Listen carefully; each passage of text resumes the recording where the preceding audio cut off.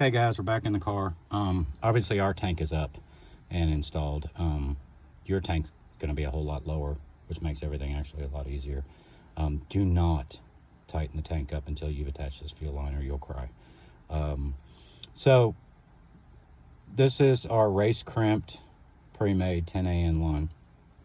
So all you're gonna do is, if you already have a kit, there's gonna be a 10AN plug right there you're gonna remove. If you bought a complete kit and you're not upgrading, then that plug will not be there, and you're just simply going to attach this fitting right here to the 10AN location. Route that line. Like I said, if you stick your fingers down there, you'll feel a little shallow gap, like a little channel. Just run that line down through there. Once it's run, and in that location, you won't pinch the line at all, especially with the spacers. All right. That shows you how to do this here. We've also got another video. This will be towards the end. You are going to be back in the car over here. That cover has to come off. We have a plug. You're going to remove the factory fuel line where it attaches to this saddle pump, and you're going to install a female plug that we supply. All right, on to the engine bay.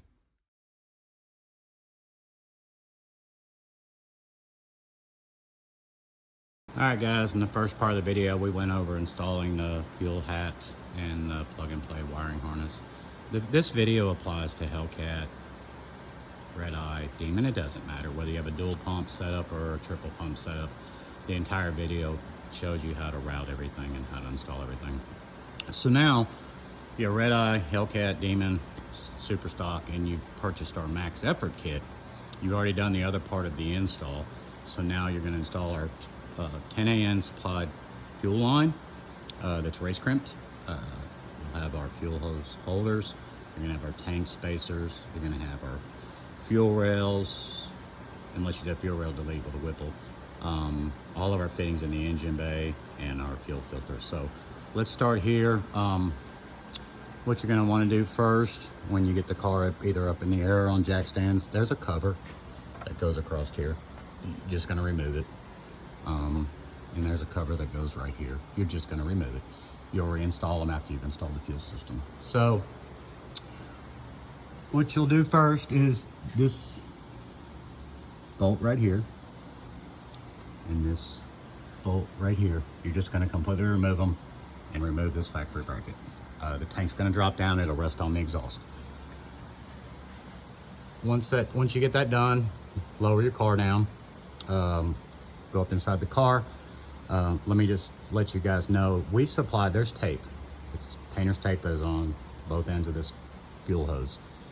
There's a couple reasons why it's there. Number one, to keep debris from getting in the fuel hose.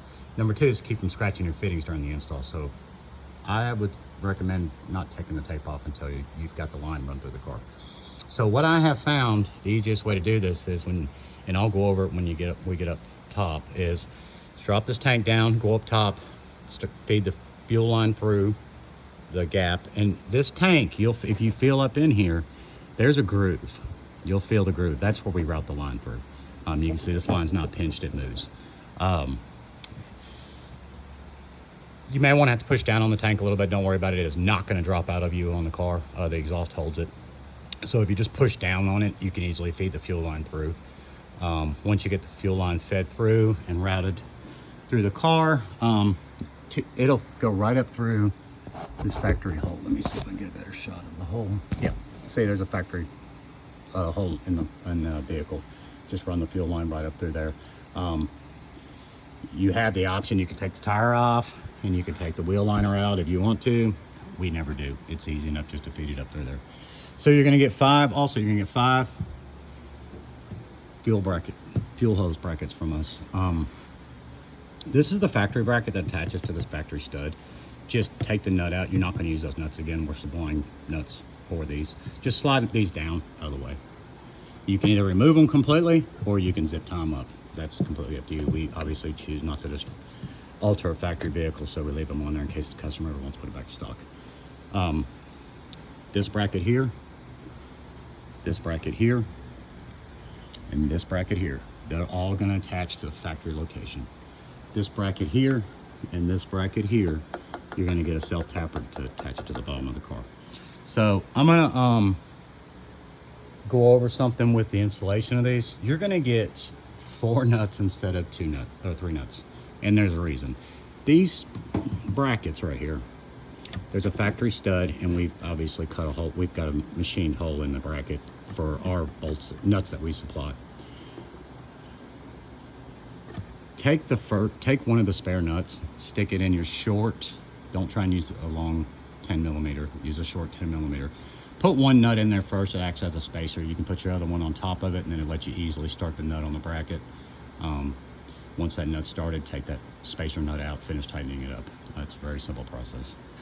Okay, that pretty much covers the underneath of the car.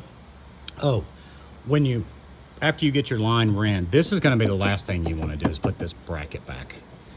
Get your line ran, get it attached to the fuel hat up there, get it attached to the front of the car. And when you go to put this back up in the car, the bracket, you're going to get 2 spacers. They'll be black, red, purple, green, just whatever color we decide to print that week. And that spacer is going to go between the frame of the car and this bracket. And it spaces this down roughly 1/2 inch, 3/4 of an inch to keep this line from pinching. And like I said, there's a channel in this tank.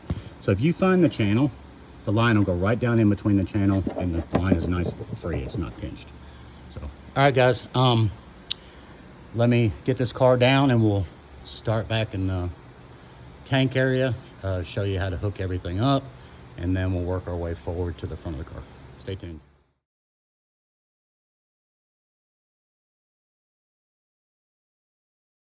All right, guys, we're in the engine bay. This car has a Cone 2650. If you have this blower or an IHI, you'll have our fuel rails supplied in the kit. If you have a Whipple 3 liter or 3.8 liter, you'll be using the Whipple rails. So with our fuel rails, obviously they just install the factory location. There's a plug on this end, there's a plug on the other end. You're going to get this filter from us, which is a dual outlet single inlet filter. This will all be assembled. You do need to double check the fittings to make sure they're all tight, but it'll all pre-assembled for you so that you kind of see how it goes. So the one side of the filter is going to just attach to this fuel rail right here, 10 AM feed, right to it. The other line, this crossover line is going to go back over there. I'm going to walk around the car to show you the other side of it, get you a better view. Your fuel line that you ran through the car, they are long for a reason, so don't panic and don't pinch it. We want slack in there so when the motor torques, it doesn't try to rip the fittings out of the car.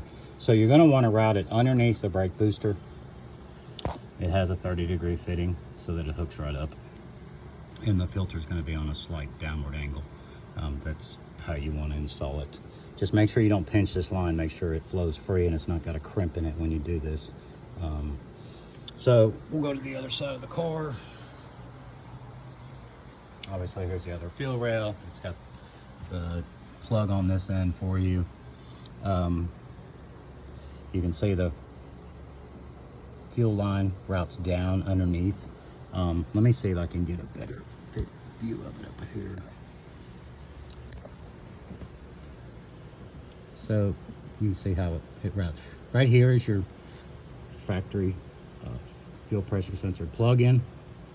This will again be pre-made for you. So we're supplying a fuel pressure sensor with the kit.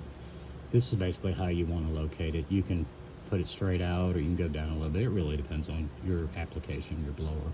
The Whipple, it'll have more of a little arc in it, just because of the way the fuel rails are designed, but that's basically what you want to do. That whole assembly will be put together with the fitting and the sensor. The sensor is already glued in place so it won't leak. You just have to attach your fuel lines to it. So I'm gonna go around the other side and see if I can get you a better view of the fuel line routing. There you go. You can see it just goes down. You want to run it on the inside of the factory hoses. So just make sure that that braided line right there is not touching a rubber hose. Obviously, over time, the vibration will start chafing the rubber hose.